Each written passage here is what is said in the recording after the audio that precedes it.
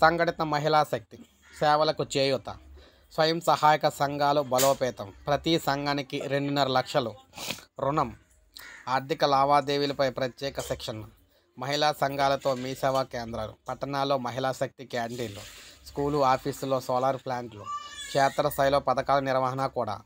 ఇక్కడ ముఖ్యమంత్రి రేవంత్ రెడ్డి కీలక నిర్ణయాలు, అధికార యంత్రాంగానికి ఆదేశాలు జారీ, ఆగస్టు 15 నుంచి అమల్లోకి కార్యాచరణ.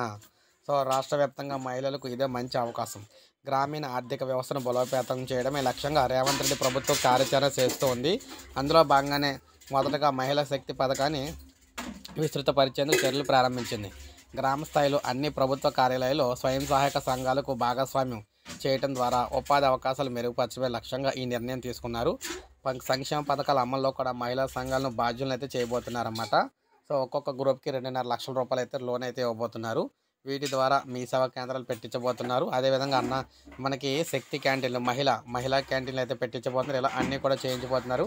వీటన్నింటికీ కూడా మీ సెర్ఫ్ అధికారులు, అంటే మీ మండలాల్లో కావచ్చు, మీ మున్సిపాలిటీలో కావచ్చు, మీకు సంబంధించి సెర్ఫ్ కార్యాలయాలు అయితే ఉంటాయి కదా, అక్కడి నుంచి అయితే మీ పేర్లు అక్కడైతే మనకి దీనికి సంబంధించి డీటెయిల్స్ అయితే తీసుకుంటారన్నమాట. మీకు పూర్తి సమాచారం కావాలంటే అక్కడికి వెళ్ళి అయితే కనుక్కోండి. సో మహిళలకు మాత్రం ఒక పండగ లాంటి వరం అని చెప్పుకోవచ్చు తెలంగాణలోని. ఒక లైక్ చేయండి, సబ్స్క్రైబ్ చేసుకోవద్దు, మన ఛానల్ సబ్స్క్రైబ్ చేసుకోండి.